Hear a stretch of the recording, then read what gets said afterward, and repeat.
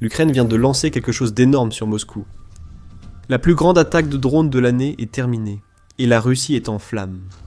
Le pétrole brûle, la capitale russe est assiégée, et pour Poutine, cela signifie que les Russes, qu'il essayait de protéger dans la ville la plus importante du pays, viennent de recevoir une énorme dose de la réalité de la guerre. The Moscow Times a les détails. Le 16 mars, il a rapporté que l'Ukraine avait mené une attaque de drones sur la capitale russe pendant le week-end, l'une des plus importantes depuis le début de la guerre.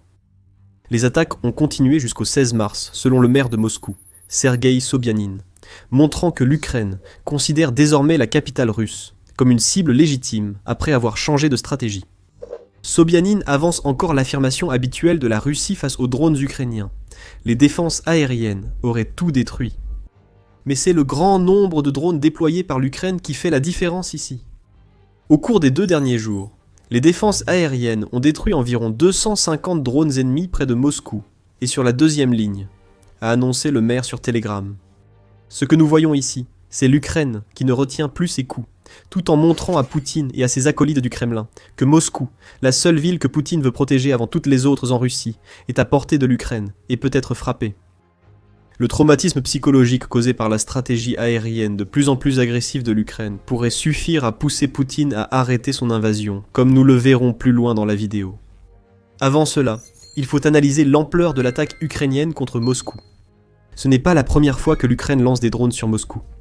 En mars 2025, presque un an jour pour jour, avant que l'Ukraine ne lance son assaut record de drones, l'Ukraine avait tenté quelque chose de similaire à Moscou.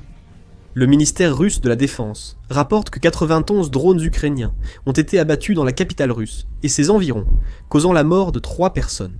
Aucune victime signalée pour l'instant lors de la dernière attaque de l'Ukraine, mais des témoins ont rapporté de nombreuses explosions et l'Ukraine a forcé la fermeture des aéroports dans la région de Moscou.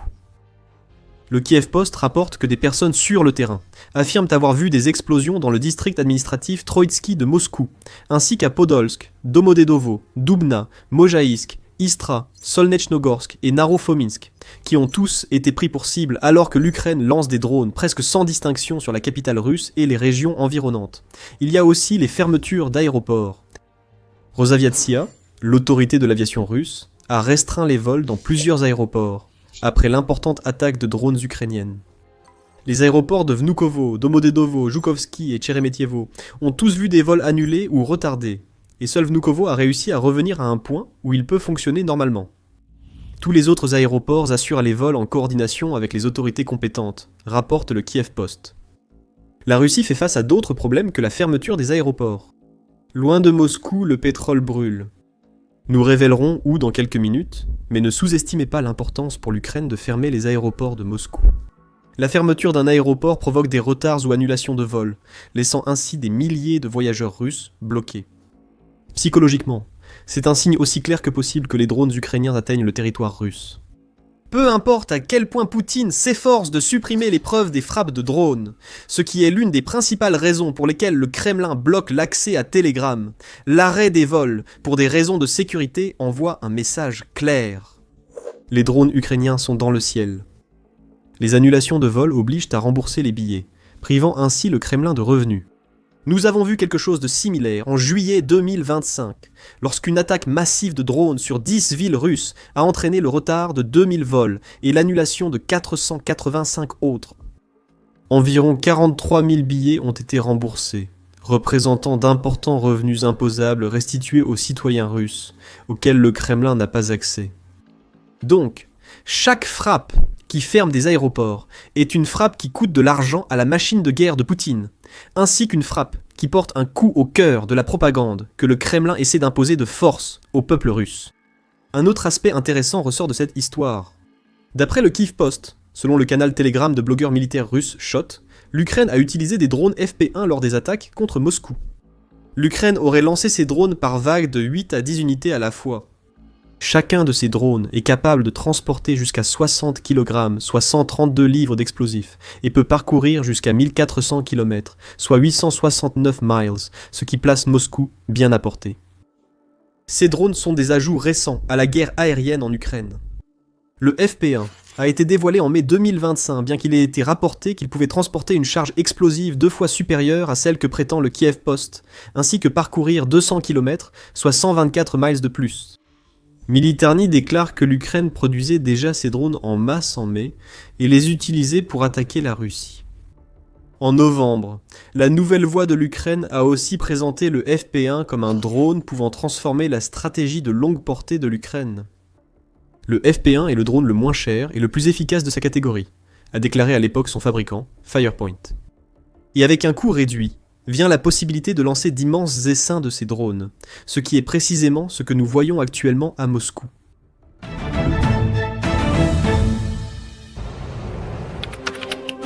Imaginez Internet comme un champ de bataille, rempli d'unités ennemies cherchant la moindre faiblesse pour s'introduire dans votre quartier général. Dans ce quartier général, vous possédez des informations secrètes et confidentielles à protéger absolument.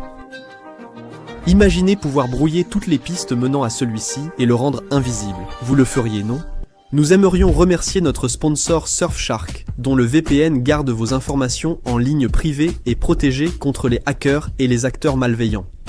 Lorsque vous naviguez sur un réseau public, il est très facile d'accéder directement à vos informations, comme les numéros de carte de crédit, les données confidentielles ou les informations personnelles. Surfshark VPN empêche cela de se produire et protège, ainsi que chiffre vos données personnelles en ligne. En plus de sécuriser votre navigation, Surfshark VPN permet d'accéder à des sites et services de streaming autrement bloqués par des restrictions géographiques. Et vous n'avez besoin d'installer qu'un seul abonnement sur tous vos appareils, sans aucune limite, pour commencer à naviguer en toute sécurité dès aujourd'hui. Allez sur Surfshark, /discount et bénéficiez d'une garantie de 30 jours sans risque ou utilisez le code DISCOUNT lors du paiement pour obtenir 4 mois supplémentaires de Surfshark VPN. L'Ukraine d'utiliser un drone bon marché pour saturer les défenses aériennes russes. Bien que l'attaque de Moscou ne semble pas encore avoir porté ses fruits, du moins rien n'a été rapporté. Ce que l'Ukraine a ici, c'est une frappe qui envoie un avertissement clair à Poutine. Lorsqu'il est combiné avec les hybrides drones-missiles de l'Ukraine, comme le Flamingo, le FP1 pourrait être un drone que l'Ukraine peut utiliser pour ouvrir une brèche dans les défenses aériennes de Moscou, permettant ainsi des frappes dévastatrices contre la capitale russe. Aucun résultat ne semble provenir de l'une des plus grandes frappes contre Moscou, vues jusqu'ici dans la guerre. En réalité, nous ne savons que les fragments d'informations donnés par les autorités russes. Ils affirment qu'il n'y a eu aucune victime et environ 250 drones abattus. L'Ukraine garde le silence, et Moscou a pris certaines mesures pendant ces frappes qui montrent qu'elle essaie désespérément de garder le contrôle du récit.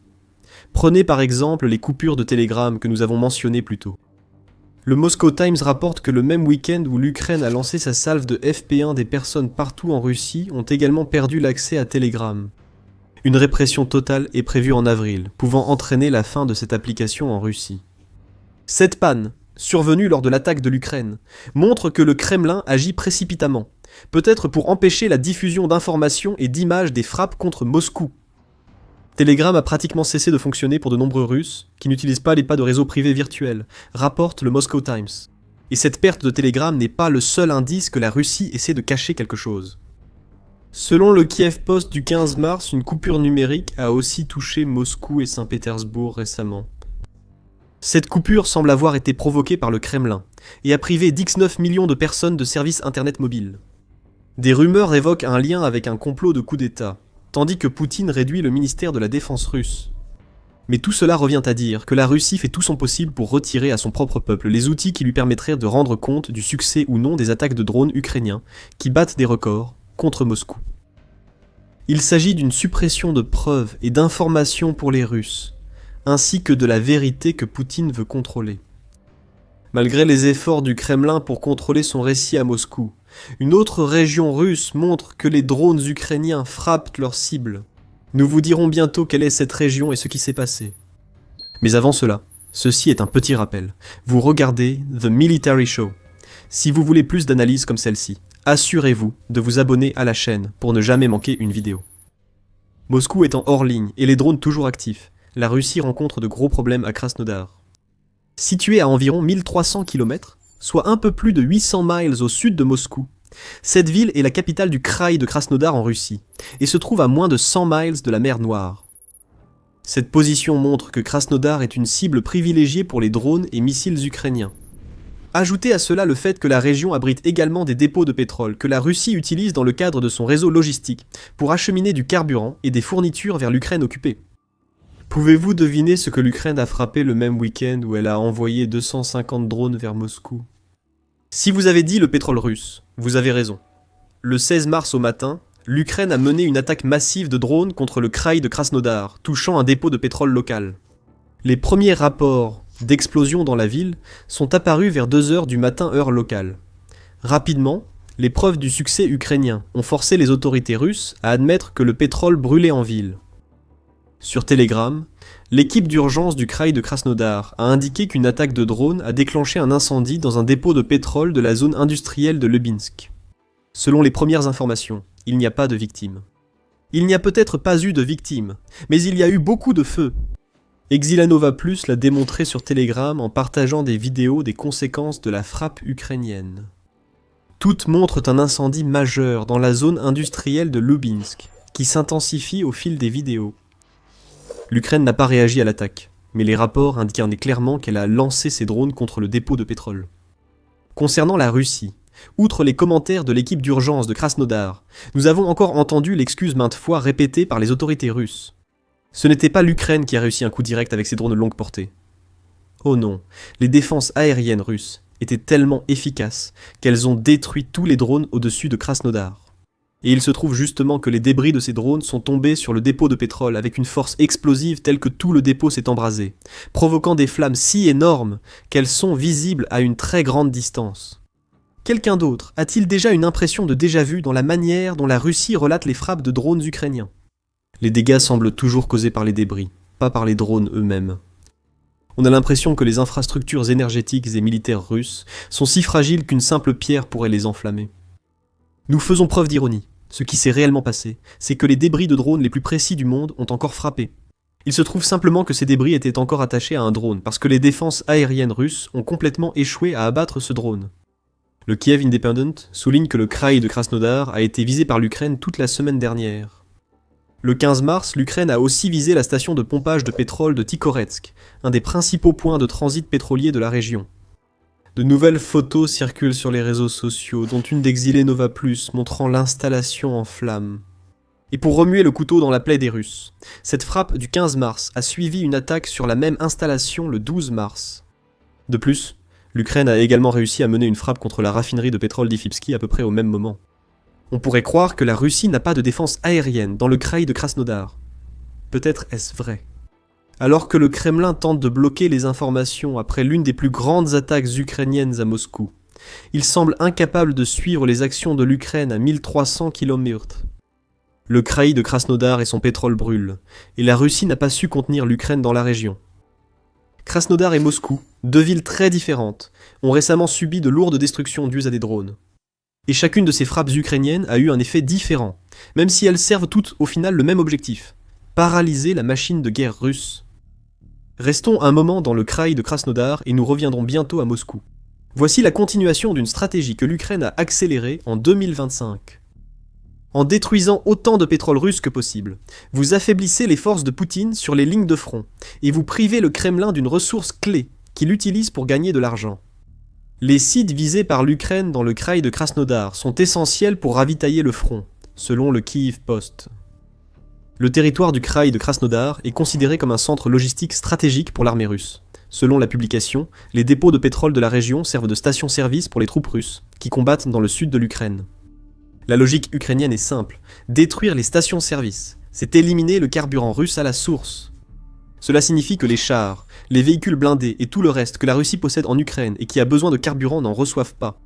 Les assauts mécanisés se transforment en assauts d'infanterie car la partie mécanisée est immobilisée. Même pour les défenses aériennes mobiles et l'artillerie, la Russie est limitée car l'approvisionnement en pétrole a été coupé. Ils doivent rester sur place. Si l'Ukraine connaît la position de ses équipements, d'autres drones viendront les attaquer alors qu'ils manquent de carburant. On ne peut pas non plus sous-estimer l'importance des attaques contre le pétrole du kraï de Krasnodar pour les revenus. Du pétrole en feu ne peut être vendu à d'autres pays. L'Ukraine l'a compris depuis longtemps, et ces attaques ont entraîné une baisse continue des revenus russes issus de ce produit très précieux. L'opération Epic Fury en Iran a profité à la Russie, qui selon le Financial Times gagne 150 millions de dollars de plus par jour avec son pétrole après la hausse des prix due au blocus du détroit d'Ormuz par l'Iran. Ce n'est qu'un remède temporaire au problème pétrolier de Poutine, et ce n'est probablement pas un hasard si l'Ukraine frappe à plusieurs reprises un des terminaux pétroliers clés de la Russie, alors que la guerre en Iran continue. Détruire le pétrole maintenant signifie que Poutine ne peut pas en profiter, et que ses soldats ne peuvent pas non plus l'utiliser dans leur invasion de l'Ukraine. Et donc, nous revenons aux 250 drones envoyés en direction de Moscou. L'impact de ces drones se mesure moins aux dégâts matériels qu'ils ont causés qu'à l'effet psychologique que ces attaques ont eu sur les habitants de Moscou. L'Atlantic Council a affirmé en janvier que les frappes à longue portée sont la meilleure sécurité de l'Ukraine face à la Russie. Cela signifie que le fait que l'Ukraine prouve qu'elle est capable d'envoyer ses drones et missiles si profondément en Russie, jusqu'à pouvoir viser des endroits comme Moscou, envoie un message clair à tous ceux qui ont cru aux affirmations de Poutine, selon lesquelles l'Ukraine serait hors de combat. L'Ukraine reste active et ses frappes atteignent des cibles plus lointaines. Les moscovites le constatent actuellement.